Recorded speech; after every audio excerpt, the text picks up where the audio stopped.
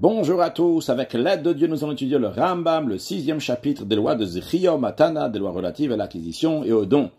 Perek Shishi Halacha Aleph. Le Olam Omdim Dat Anoten. On estime toujours l'intention du donateur.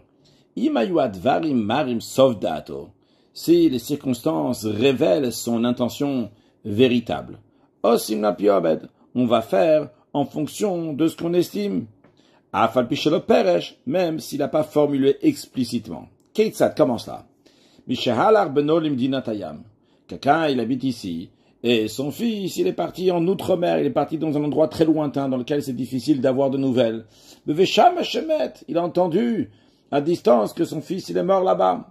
Donc, en conséquence, Ve'amad Vechatav Kol Nechasav, et il a écrit tous ces bien en donation un don, donation qui est au vu au su de tout le monde, comme on a appris dans le chapitre précédent, donc un don qui est bien fait. Plus tard, et son fils qui vient, donc il s'avère qu'en effet son fils n'est pas mort. Eh bien, sa donation n'est pas effective, elle n'est pas valable.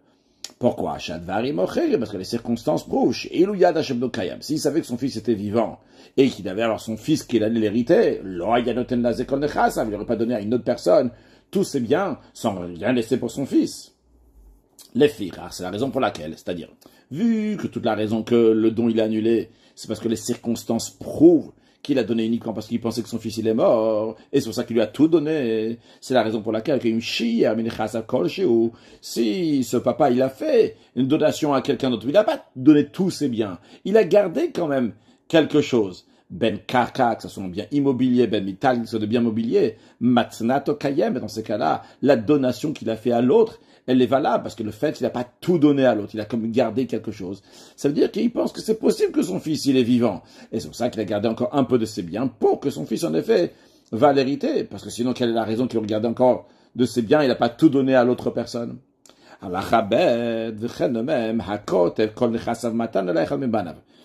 Quelqu'un qui écrit tous ses biens en cadeau à un de ses garçons. Il a plusieurs garçons, il a écrit à un garçon qui lui donne tous ses biens. Ben Chaya Bari, ce donateur était en bonne santé, Ben Chaya Shrivmera, que le donateur était grabataire, Afilu Aya Ben, même si ce garçon-là, il était katan, un petit enfant, à Mutal Barissa, qui est encore allongé, qui est couché dans le berceau. Lo Asao el Apotropos.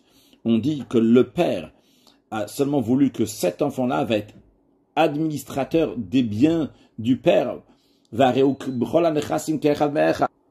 Et ce garçon qui est administrateur, on considère qu'il est uniquement administrateur, mais dans les biens, il est exactement comme tous les autres frères, il va partager les biens du père, comme les autres frères. On estime chez le Nidkaven el aliot echav nishmaim lo que l'intention du père était uniquement que ses frères vont lui obéir, mais il ne voulait pas réellement lui donner tous ses biens. Ça, c'est s'il a donné à un enfant tous les biens.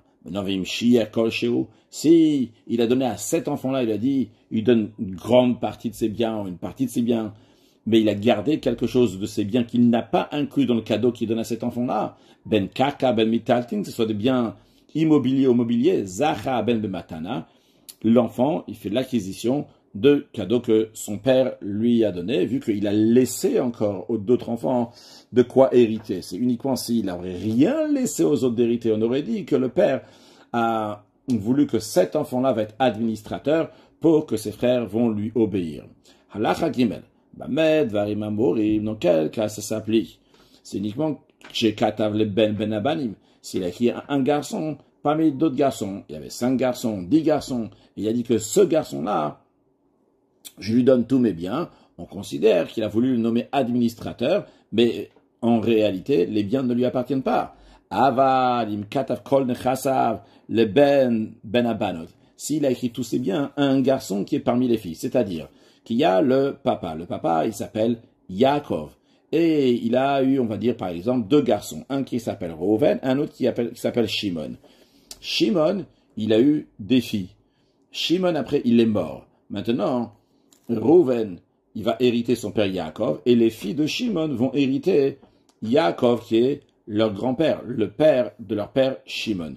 Donc ce Yaakov-là, il a Rouven, son fils, qui va l'hériter, et il a aussi donc les filles de Shimon. Alors si il a dit, je donne tous mes biens à Rouven, mon fils, donc ce Rouven-là, c'était un héritier parmi les filles. Oh, les Bat Ben Abanot, qu'il a dit à une fille parmi d'autres filles. Imaginons qu'il n'avait pas du tout de garçon. Donc c'est ses filles qui vont l'hériter. Et lui, il a dit qu'il donne à une fille tous ses biens. Ou bien, il n'avait pas ni de garçon, ni de fille, et son père aussi, il est mort, donc il avait plusieurs frères qui vont l'hériter, ou des héritiers, et il a dit qu'il donne tous les biens à un de ses frères, par exemple. Eh bien, même s'il n'a rien laissé, matnato kayemet, son cadeau, sa donation est valable, est effective. On ne dit pas qu'il a voulu que ce frère-là va être administrateur pour partager ses biens avec les autres frères. On considère qu'il lui a tout donné à ce frère-là. De même, celui qui écrit tous ses biens à sa femme, Ben Bari, Ben Shrivmera, qui était en bonne santé, qui était grabataire, même si la femme ou bien les témoins qui ont témoigné sur ça, ils ont fait un kinyan soudar, donc un acte d'acquisition, donc avec un soudar, avec un foulard, comme on l'a expliqué dans le chapitre précédent et ailleurs. Donc il s'agit donc d'une acquisition dans laquelle on fait une sorte d'échange. Évidemment, c'est pas un échange, mais c'est une acquisition que la personne qui va transmettre à l'autre, lui, il reçoit un objet, que ce soit des témoins ou bien en l'occurrence ici donc de la femme, et en échange, l'acheteur, le donateur, va recevoir quelque chose. Donc ici, ça a été fait, ce kinyan-là, cet acte d'acquisition. La femme ou les témoins ont donné au mari quelque chose qui va soulever pour faire cette acquisition. Eh bien, lo asaota ela apitopoya al yoshav. Tout ce qu'il a fait, c'est uniquement qu'il a nommé en tant qu'administratrice sur les biens des héritiers. Car encore une fois, ici, le principe, c'est qu'on estime quelle était l'intention de cette personne-là. On estime que quelqu'un ne veut pas laisser ses héritiers sans rien du tout et tout donner à sa femme. Son intention était que les héritiers vont obéir sa femme, vont la respecter, parce qu'elle, c'est qui va faire l'administration des biens. Ben Shayu Yoshav Banav même, que ce soit que les héritiers, c'était les enfants de cette femme-là qui a donné tous les biens, ou bien que ses héritiers, c'était ses enfants d'une autre femme, ou même si les héritiers, c'était ses frères, parce qu'il n'avait pas d'enfants et son père il est déjà mort, au Shayosha, ou bien d'autres héritiers, que ce soit son père, ou bien les frères de son père. Dans tous ces cas, on dit qu'il n'a pas voulu donner tous les biens à sa femme, mais ce qu'il a voulu, c'est qu'on va l'obéir, elle va être l'administrateur des biens. Et s'il a gardé quoi que ce soit, il n'a pas tout donné en cadeau à sa femme, ben kaka ben mitaltim, si ça soit qu'il a gardé un bien immobilier ou bien immobilier, kanat kol shekatavla, dans ces cas-là, la femme a fait l'acquisition, tout ce qu'il lui a écrit, tout ce qu'il lui a donné, vu qu'il a laissé quelque chose d'autre pour les héritiers. Halacha, dans quel cas s'agit que quand il a donné à sa femme, on dit que c'est un don, ou bien dans le sens qu'elle est administratrice des biens, ou bien s'il a gardé quelque chose, que c'est considéré un bon cadeau, c'est bien soua s'il est marié avec la femme. S'il a écrit tous ses biens à la femme qui est aroussa, on va appeler ça la femme qui est fiancée, c'est-à-dire il y a deux étapes dans le mariage. Il y a le fiançailles, ce qu'on appelle aussi les kiddushin, lorsqu'il donne quelque chose à la femme, il lui dit Ariat mekudeshetli, et après il y a une deuxième étape qui est le mariage. Donc si c'est pas encore sa femme, c'est juste, elle est seulement aroussa, au groucha, ou bien c'était sa femme, maintenant elle est divorcée. Dans ce cas-là, même s'il n'a rien laissé dans ce cadeau-là, il a tout donné à Reikisha Koladam, il est considéré comme un étranger auquel il a écrit tous ses biens, Batnato Kayemet, et sa donation est effective. On ne dit pas qu'il a voulu que les héritiers vont l'obéir, et juste elle va être celle qui va administrer les biens. Allah Chavav, Akoter Kol Nechasav, le Echad Mibana Vulacher, celui qui écrit en cadeau tous ses biens à un de ses enfants, et aussi à un tiers, aussi à quelqu'un d'autre. Eh bien, Kana a Acher Chatzia Nechasim Matana, eh bien le tiers, l'autre, il a fait l'acquisition des biens, de la moitié des biens, en cadeau. V'nisha Achetz le Banav, l'autre moitié, elle reste pour ses enfants. A priori, pour ses enfants, il a donné à son fils. La raison élève à Ben Shentanolo, le garçon à qui il a donné apotopos asharechav, lui, il va être l'administrateur pour les autres frères. Vu qu'en effet, on revient finalement à la même halakha qu'on a vu avant, que si le papa, il a dit, je donne tout à un enfant, eh bien, c'est seulement que cet enfant-là va être administrateur pour ses frères. Donc, la même chose aussi ici. C'est vrai que le père, il a donné à son fils et à un tiers. Mais le tiers, en effet, il a acheté la moitié. Maintenant, qu'est-ce qui reste au père? Il lui reste tout l'autre moitié. Alors, s'il donne tout l'autre moitié, c'est-à-dire qui est tous ses biens, c'est tous les biens du père, il donne maintenant à cet enfant, eh bien, cet enfant, il est administrateur des biens pour ses frères. Halach zayin. S'il a écrit tous ses biens à son épouse et à un tiers, le tiers, l'autre personne, il a fait l'acquisition de la moitié des biens. Et Ishto et sa femme, apitupoya à la merza, elle est responsable de s'occuper la moitié des biens pour les héritiers. Une femme qui a fait acquisition de tous les biens de son mari en donation. Le mari lui a fait une donation, il lui a donné. Il a dit clairement qu'elle n'est pas juste là pour s'occuper, administrer les biens du mari. Il a dit qu'il lui donne un cadeau. Et bien dans tel cas, ibda ktuvata. Elle a perdu sa ktuva. Alors juste explique ce que ça veut dire une ktuva. Une ktuva, c'est pas juste un acte de mariage, mais dans cet acte de mariage-là, il y a un engagement que le mari qui est là-bas, que s'il va la divorcer, il va lui donner une somme d'argent. Si le mari va mourir, il va lui donner une somme d'argent. Donc il y a de l'argent aussi qui est en jeu là-bas, que le mari devra lui donner.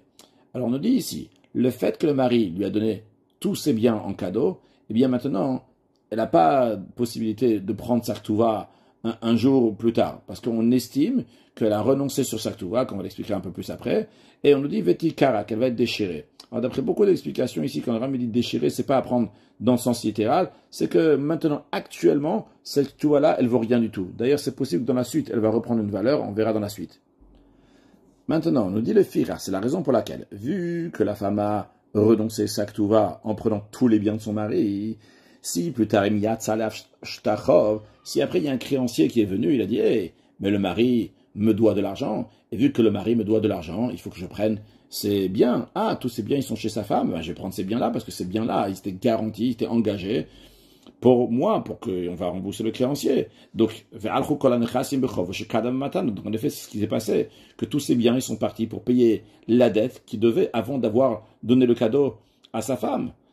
Alors, elle, la femme, seulement elle pensait que le mari, il n'a pas de créance, ou bien il pensait qu'il a une petite créance seulement, ou bien que même s'il y a une créance qui est très chère, mais le mari, il va payer avec d'autres argent, et il aura plus tard donc de quoi payer, eh bien, on nous dit concrètement, là, Tishar Ibloklum, elle reste sans rien du tout, Velotika Biktuva Tashekal Ma'achov, et elle ne va pas prendre de l'argent pour sa ktuva, même que sa ktuva, elle était avant la dette de créance. C'est-à-dire, si elle s'est mariée en 5780, et le mari, il avait une dette en 5781, il lui a donné tous ses biens en 5782. Et après, le mari, le créancier, il vient en 5784 pour prendre des dettes que le mari lui doit. Il va prendre tous les biens qui ont été donnés à la femme. Malgré le fait que le mari, il devait à la femme la ktuva avant qu'il a été un créancier, avant qu'il lui devait de l'argent, avant qu'il ait eu les dettes. Mais vu que la femme, en recevant tous les biens, elle a renoncé sa ktuva, alors lorsque le créancier prend tous les biens, il lui reste plus de quoi prendre sa ktuva. Chez Dandatu, parce qu'on estime, chez Be'anaya Ba'ala, par le plaisir, le profit qu'elle a eu Bishmu Azor, par entendre ça, d'apprendre, chez Katav la Kol Nechas, que son mari lui a écrit, lui a fait don de tous ses biens, eh bien, Ibda Kol Srut Sheish Labin Chasim, elle renonce à tout droit, il dispose sur ses biens, donc c'est ce qu'on dit, tous les droits, c'est-à-dire, y compris la garantie pour le paiement de la somme mentionnée qui est dans la Ktuva, Chutz Matanazor, à l'exception de cette seule donation-là, que celle-là, elle garde, elle reçoit ça. Halachatet. Encore une manière dans laquelle on dit que la femme elle a sûrement renoncé sur sa ktuva, c'est à Kotev Nechasav Lebanav, celui qui écrit, donc qui fait don de tous ses biens à ses enfants, Ben Scharim Ben Nekevot, soit des garçons, que ce soit des filles, Ben Bari, Ben Shivmera, qu'il a écrit lorsqu'il était en bonne santé ou bien grabataire, Vekatav Leishtoyimem Kaka Kolsho. Et en même temps qu'il a fait cadeau donc à ses enfants, il a aussi écrit, fait don à sa femme d'un bien immobilier, même un petit bien immobilier. Le fait que le mari l'a associé dans l'héritage parmi les enfants, et elle n'a pas protesté. Elle aurait dû protester en disant, écoute, je prends ce bien immobilier que tu me donnes, mais en plus de ça, je veux aussi avoir la possibilité de prendre l'argent de Maktuva si on divorce ou si tu vas mourir, parce que qu'est-ce que tu es en train de faire maintenant? Tu me laisses sans rien du tout pour prendre Maktuva. Elle aurait dû protester. Et si elle n'a pas fait, Ibdaktuvata, eh bien, elle a perdu sa Ktuva, c'est-à-dire qu'elle ne pourra pas prendre des biens du mari, quoi que ce soit. Le mari a donné ses biens à d'autres. Donc, elle ne pourra rien prendre de ces biens-là. Mais des biens que le mari va avoir après cela, elle va pouvoir prendre sa Ktuva. Donc, on voit ici dans cette halakha que malgré que Ibda Ktuvata, elle a perdu sa Ktuva. Ok, elle a perdu la Ktuva actuellement, aujourd'hui, mais plus tard, lorsque le mari va avoir encore d'autres biens, dans ces cas-là, elle pourra prendre sa Ktuva des nouveaux biens que le mari a eu après cette donation. Halacha Yud, Katavla Imaen Mitaltelim Bilvad. Dans le cas qu'on a vu avant, donc il a donné des biens à ses enfants, à sa femme, il a écrit un bien mobilier, non pas un bien qui est immobilier.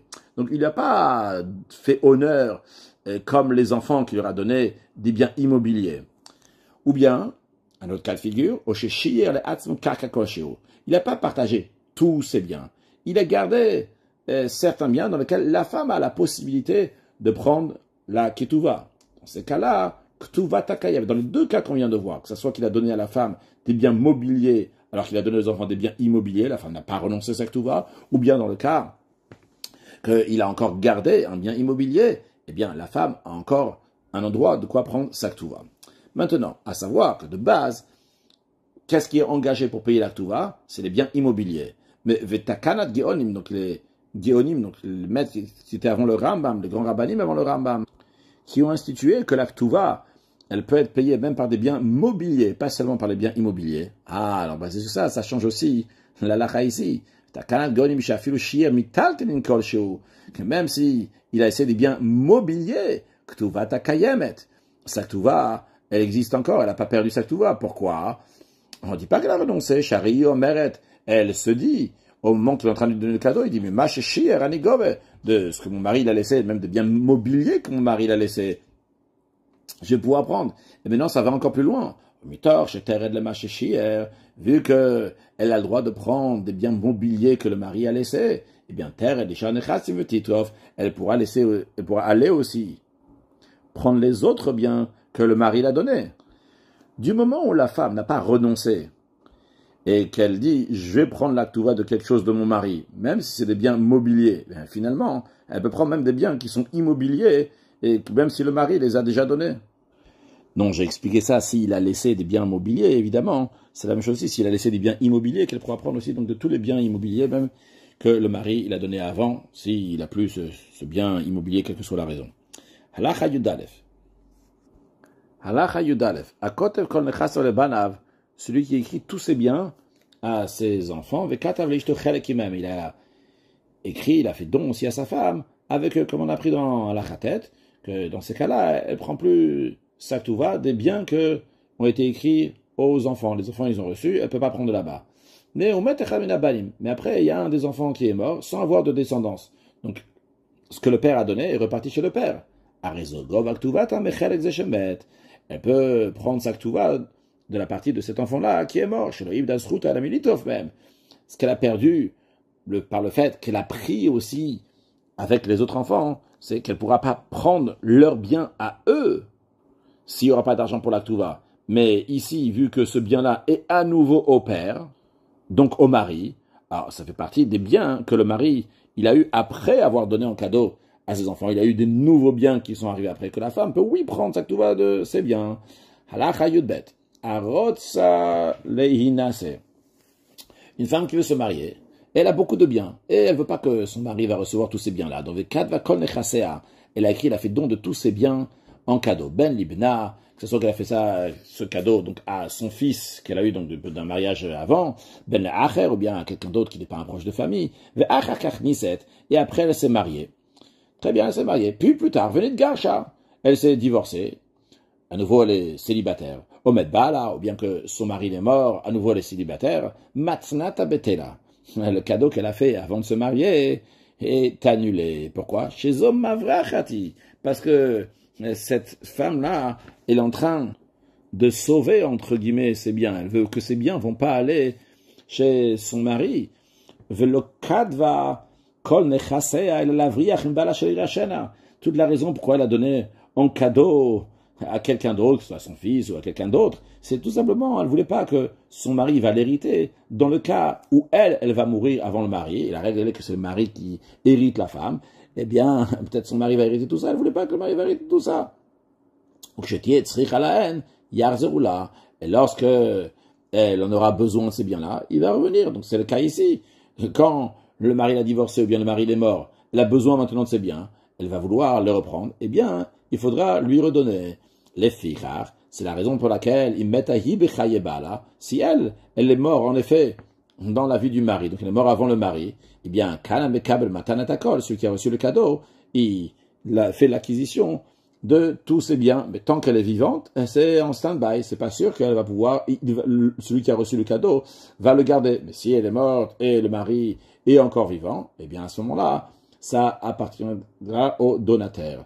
Non, si cette femme-là, elle a gardé quelque chose qu'elle n'a pas donné, elle n'a pas tout donné à son fils, tout donné à l'autre avant le mariage. Même si elle a gardé essentiellement des biens mobiliers, matnata kayemet, sa donation est valable, même si elle s'est divorcée, elle ne pourra pas se rétracter et dire « rends-moi le cadeau », parce que dans un cas où elle n'a pas tout donné, on n'est pas obligé de dire qu'elle a essayé de soustraire ses biens, de faire que son mari ne va pas les avoir. Peut-être vraiment, elle voulait donner un cadeau. La preuve, c'est qu'elle n'a pas tout donné à l'autre. Elle a gardé encore quelque chose pour elle. Halacha Yud Gimel. Kol hanotim kol nirsen. Tous ceux qui donnent tous leurs biens en cadeau, qu'on a dit qu'on fait une estimation, que leur intention n'était pas de donner totalement ça, comme l'exemple qu'on vient de voir ici de cette femme qui a donné tous ses biens avant de se marier, eh bien, la question qui se pose, c'est une fois qu'ils vont avoir à nouveau ces biens-là. Imaginons que ces biens-là étaient pendant 10 ans chez quelqu'un d'autre. Cette femme, elle s'est mariée. Avant le mariage, elle a donné tous ses biens à quelqu'un d'autre. Au bout de 10 ans, elle s'est divorcée. Maintenant, l'autre qui avait ce champ ou qu'est-ce que la femme lui avait donné en cadeau, et il a profité donc des fruits, il a joui de ces biens-là pendant 10 ans. Alors, est-ce qu'il doit rembourser ce qu'il a profité pendant 10 ans ou pas? La réponse est lorsque le cadeau va s'annuler, parce que maintenant elle est divorcée, elle va reprendre donc tous ses biens, bien que le mari il est mort, donc il va reprendre tous ses biens. Eh bien, dans l'exemple qu'on a donné, il y a des autres exemples, mais dans ce cas-là, donc, de la femme, celui qui a reçu le cadeau, il ne va pas devoir restituer les fruits qu'il a mangés, ce qu'il a profité. Pourquoi? Parce que la règle, elle est imaginons que quelqu'un a donné un cadeau, clairement avec un certain moment déterminé, pas déterminé dans le sens de 10 ans, mais déterminé, il a dit, tant que telle personne est en vie, ça t'appartient, après ça ne va plus t'appartenir. Il a le droit de manger les fruits pendant toute cette période-là, et après, au bout de 10 ans, au bout de 15 ans, à la fin de la vie de telle personne, eh bien, ça va repartir chez le propriétaire initial. Évidemment, il n'aura pas besoin de rembourser les fruits, comme on a déjà appris ça dans Père Gimel. Halacha Yudalet. Quelqu'un qui a envoyé des ustensiles, des vêtements d'outre-mer. Donc, d'outre-mer, il envoie quelque chose, Ve'amar, et il dit, il dit au délégué, écoute, amène ça, que ça soit donné les banaï. Banaï, ça peut vouloir dire mes garçons, ça peut vouloir dire mes enfants. Eh bien, ou la bani la banot. On va le donner aussi bien aux garçons et aussi bien aux filles. C'est-à-dire, araoui le banim, ce qui convient aux garçons, on va donner la banim aux garçons, qui donnent sarim, comme par exemple des rouleaux de Torah, ou klemil chama, ou les instruments de guerre, donc des armes, vers les banot, ce qui correspond aux filles, la banot aux filles, qui donnent klemeshi, par exemple, donc des vêtements en soie, atsouim qui sont colorés, vachalizav, et des bijoux en or, Itlootamabanot, c'est les filles qui vont les prendre. Maintenant, si ce qu'il a envoyé, c'est à Yuruim, l'Israël, qui ça convenait aussi bien aux garçons et aux filles, eh bien, Itlootamabanot, c'est les garçons qui vont les prendre.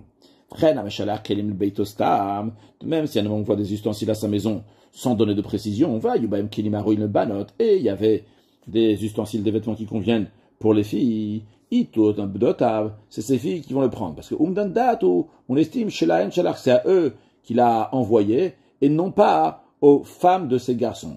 Maintenant, Ve'imen lo Banot, s'il n'a pas de filles, ou bien que ses filles étaient mariées, Itlu Otan Neshebanav. C'est les femmes de ces garçons qui vont prendre ces choses-là. Shaddat, notre Shalam Shalah, parce que on estime que sûrement c'est à eux, c'est aux femmes de ses enfants qu'il a envoyé ces ustensiles-là. Alachatet Vav, Amasi Bno Gadol Libetula. Celui qui fait le mariage de son plus grand garçon. C'est pas obligé que c'est le premier-né, mais c'est le premier garçon qu'il a. Ça, c'est la première condition. Deuxième condition, il a marié avec qui? Avec une vierge, avec une fille qui s'est jamais mariée. Et le mariage se passait bebaït dans une maison. Il y avait une coutume à l'époque pour le mariage du premier fils. Le père, il construisait spécialement une maison pour le mariage, dans laquelle se déroulait la choupa. Et justement, on va nous dire que cette maison-là va appartenir après au fils Kana Abaït. Eh bien, le fils, il a fait l'acquisition de la maison à l'éternité. Mais verrou, sa condition, que chez Yunisum Rishon les Aben, que ce premier garçon-là, donc il fait son premier mariage, il s'est pas marié déjà dans le passé. Deuxièmement, velo ici av ben achekodemlo, que le père n'a pas fait un autre mariage avant. Peut-être même si c'est le premier garçon, peut-être qu'il a fait un autre mariage avant. Et encore une condition, velo shir av bezabait chez ichedoklum, que le père, dans cette maison qu'il a désignée, il a rien laissé qui lui appartient là-bas au père. On va voir que s'il a gardé quelque chose là-bas, ce n'est pas le cas, ça ne va pas lui appartenir. Ou dvarimelu, ces paroles-là, c'est alacha, kalacha shen la tamen. C'est comme une loi, il n'y a pas de raison. C'est comme une alacha le Moshe Missina, il n'y a pas une raison. Nagu chacham bedavarze, meum de madat. Les sages ont touché littéralement ça. Ils ont traité ça en sondant l'intention du père. Shemirov simchat ovavat, seulement du fait de l'immensité de sa joie et de son amour pour son fils, Gamar, il a pris la résolution, il a décidé d'Iknao Abayt et il lui a fait acquérir cette maison. La preuve, c'est qu'il n'a rien laissé pour lui là-bas dans cette maison. Les filles, c'est la raison pour laquelle. Dans un cas, qu'en a fait Sham, si le père il a laissé là-bas, une petite cruche, un petit flacon, le Kanabaï, dans ce cas-là, le fils, il n'a pas l'acquisition de la maison, parce que le fait qu'il continue encore, le père, de se servir de cette maison-là pour garder quelque chose, eh bien, il montre que son intention n'est pas de faire que son fils va faire l'acquisition là-bas. Il va se marier là-bas, mais il ne fera pas l'acquisition de la maison. Maintenant, si Yichad lo Bait ou Klebait, si le père, il a désigné dans cette maison-là pour son fils, et aussi, donc, les ustensiles ménagers de cette maison. Ah, dans ces cas-là, même s'il a gardé un ustensile pour lui-même, il n'a pas donné cet ustensile à l'enfant. Ou bien qu'il avait là-bas un entrepôt, une réserve dans laquelle il mettait des fruits ou quelque chose comme ça, quelque chose similaire à cela. Ce que l'enfant, son fils, a fait l'acquisition, c'est les ustensiles ménagers de la maison. Ça, il a fait l'acquisition. Parce que ces ustensiles-là, le père, il continue pas à s'en servir. Il a juste gardé un truc à lui ou quelque chose, mais le reste, il a désigné pour le fils. Donc ça, il a fait l'acquisition. Avala Baït. Mais la maison elle-même, le canal, la maison elle-même, il n'a pas fait l'acquisition, comme on a vu. C'est lui qui a gardé quelque chose là-bas. Donc il se sert encore de la maison en laissant cette chose là-bas. Donc le fils n'a pas fait l'acquisition. Halacha Tetzain. Ichad lo Baït Valia. Si le père, il a réservé à son fils une maison qui dispose aussi d'un étage supérieur. Pour le mariage, eh bien, Baït Kana. Le fils a fait l'acquisition de la maison, donc du rez-de-chaussée. Mais Alia, l'étage supérieur, lo Kana, il n'a pas fait l'acquisition. On ne dit pas que, bon, au passage, en tant que le rez-de-chaussée, il va faire l'acquisition de l'étage supérieur. Même, donc s'il a réservé aussi bien une maison et aussi une excède, donc il est juste comme ça devant la maison. Le canard sadra, il n'a pas fait l'acquisition de l'excède. De même s'il a désigné donc deux logements, l'un à l'intérieur de l'autre. Et pour aller dans celui qui est à l'intérieur, il faut passer par celui qui est à l'extérieur. Le canal à Echatchena Sabo, malgré ça, on dit qu'il a fait l'acquisition uniquement de celui dans lequel il s'est marié là-bas, mais non pas à la deuxième maison. Même s'il s'est marié dans la maison qui était à l'intérieur, on dit pas, on est obligé de passer par l'extérieur, donc il faut aussi l'acquisition de celle à l'extérieur. Il a fait l'acquisition uniquement de celle dans laquelle il s'est marié. Halacha Yudzain, Kvar Be'arno ben Isuin. On a déjà expliqué dans les lois de mariage, que deux parents, donc le père de du khatan et de la kala, du marié et de la mariée, qu'ils sont entretenus entre eux, ou pas Zéali des Bno, Zéali des Bno, et chacun donc, s'est engagé pour l'un pour son fils, Zéali des Bito, l'autre pour sa fille, ils sont engagés vers Amrou, et ils ont dit, combien toi tu donnes pour ta fille, combien tu ramènes donc pour son mariage, et le père de la fille a dit, car, telle et telle somme, après, le père de la fille a dit au père du fils, le père du marié, combien toi tu donnes à ton fils, combien il va ramener au moment du mariage, et le père du khatan, il a dit car ton étant ve'amdu, ve'kichu, il se lève, il procède à la consécration, ils ont décidé de faire la consécration, donc des kiddushin, donc la première étape de mariage, eh bien, le fiançailles, kanu bamirazo, eh bien, juste verbalement, ils ont fait le kinyan, ils ont fait une acquisition. Par contre, à savoir que les choses sur lesquelles ils sont engagés, quand est-ce que ça va être considéré qu'il y a un kinyan donc vraiment qui s'est fait, c'est uniquement au moment du mariage. Chez Kolapos, parce que tout celui qui s'engage, pourquoi il s'engage? Il s'engage pas pour ce qui est avant le mariage. Datolikno, c'est l'intention que le mariage va se faire. Donc, s'il y a seulement le fiançailles, et après le mariage, donc ça va s'arrêter, eh bien, il n'a aucun engagement qui doit payer quoi que ce soit. Parce que l'engagement, c'était pas juste de donner maintenant de l'argent, c'était donner de l'argent si, en effet, ils vont se marier, ce qu'ils espèrent bien. Encore une chose de là nous dit, il faut que les choses que les parents promettent, ils s'engagent, se trouvent en leur possession au moment où ils s'engagent. Comme on a appris dans les lois de Mechira, qu'un homme ne peut pas transférer une chose qui est une existence. Lui, il n'a pas quelque chose comme ça, juste il s'engage sur telle et telle chose. Il faut que la chose elle soit déjà chez lui. Encore une chose de là nous dit, que ces engagements-là, ils ne sont pas destinés à être mis à l'écrit, donc comme on fait pour un document. Donc c'est considéré plutôt comme quelque chose qui a été fait oralement. C'est ça que c'était quelque chose qui a été fait oralement. Évidemment, c'est quelque chose qui a été fait oralement. Mais il y a une différence à l'achik. Si par exemple un prêt il a été fait oralement, ou bien si un prêt il a été fait sur un document. Quand ça a été oralement, si après l'emprunteur, il n'a pas le de quoi rembourser, on peut pas lui prendre un terrain qui a lui, il a vendu par exemple un terrain, et le gars il dit ah mais j'avais prêté de l'argent à celui qui t'a vendu le terrain, et il me doit de l'argent, je vais venir le prendre. Non, il faut si c'était sur un shtar par contre, si c'est sur un document, eh bien le créancier peut venir chez l'acheteur et lui dit écoute, le gars il me devait de l'argent, et toi tu lui as acheté ça, il y avait un document, tu aurais dû te mettre au courant, et donc je vais te le prendre. Les filles, donc c'est pour ça que vu que dans notre contexte à nous, donc c'est uniquement verbalement, donc c'est pas considéré comme un document à tel point qu'on va dire, ah, il peut venir et prendre des biens. Si le père du khatan, le père de la kala, ils sont engagés et ils ont pas payé, il va dire, ah, l'autre il va dire, ah, je vais prendre de ces biens. Non, c'est pas comme un milve bishtar, c'est pas comme un prêt qui a été fait donc un shtar, ou bien un engagement qui a été fait donc par écrit. Halach hayutret. Celui qui a consacré une femme. Encore une fois, la consécration, c'est la première étape du mariage, donc ce que j'appelle le fiançailles, donc c'est les kiddushin, et c'est pas encore l'étape finale du mariage. Donc, au moment de kiddushin, il doit lui donner quelque chose. Même si la somme qu'il a donnée, c'était 1000 dinars. Ben shechazraï, que ce soit que la femme s'est rétractée, elle dit je veux pas me marier, ben shechazaou, c'est le mari qui s'est rétracté, ben shemetu, ou bien que le mari il est mort, et donc les kiddushin sont annulés du côté du mari, ben shemetaï, ou bien que c'est elle qui est morte, donc les kiddushin sont annulés à cause d'elle, bon, à cause parce qu'elle est morte, eh bien, eh bien, l'argent des kiddushin vont jamais repartir chez le mari, bien qu'on estime qu'il a donné l'argent des kiddushin. Pourquoi il a donné cet argent-là? C'est pour se marier avec elle. Et si c'est pas mal avec elle, on dit, il va devoir rendre l'argent des kiddushin. Malgré ça, l'argent des kiddushin ne va pas repartir. Elle a matana gmura shenam chazara, mais c'est une donation parfaite qui est irrévocable. En effet, s'il va rendre l'argent, alors les gens ils vont penser peut-être que les kiddushin n'ont jamais été valables, n'ont jamais été faits. Ils vont se tromper, ils vont dire que si cet homme-là, il va se marier avec la sœur de celle qui s'est pas mariée, eh bien les kiddushin sont valables, alors que c'est pas vrai, il peut pas se marier avec la sœur. Si la consécration était faite sur une base d'une erreur, par exemple, le mari ne savait pas que la femme avait tel et tel défaut, ou bien ils sont trompés de penser que le mari, l'ex-mari de cette femme, on pensait qu'il était mort, et donc elle est célibataire, et après il s'avère que non, son mari, il est encore en vie, et c'est pas son ex-mari, il est encore là, et donc c'est une femme mariée, donc les kiddushin sont pas valables. Dans ces cas-là, l'argent est restitué. Halachachaf, la mekadesh achoto, celui qui consacre sa sœur avec de l'argent, il a donné l'argent. Amaot matana, l'argent qu'il a donné, c'est des cadeaux. Parce que Adam Yodea, Shen Kiddushin Tov Simba Rayot, quelqu'un, il sait que la consécration n'a pas prise pour la rayot, pour les femmes qui sont interdites avec la punition de carré de retranchement. Ve'en zetoe, donc il s'est pas trompé. Et la gamme Nathan, il a décidé de donner l'argent à sa sœur, la Shematana, pour un cadeau, vu qu'il serait gêné de recevoir ce cadeau, alors il a rusé, il a dit que c'est pour le Kiddushin. A priori, il n'est pas gêné quand il dit que c'est pour le Kiddushin. Allah Chafalef.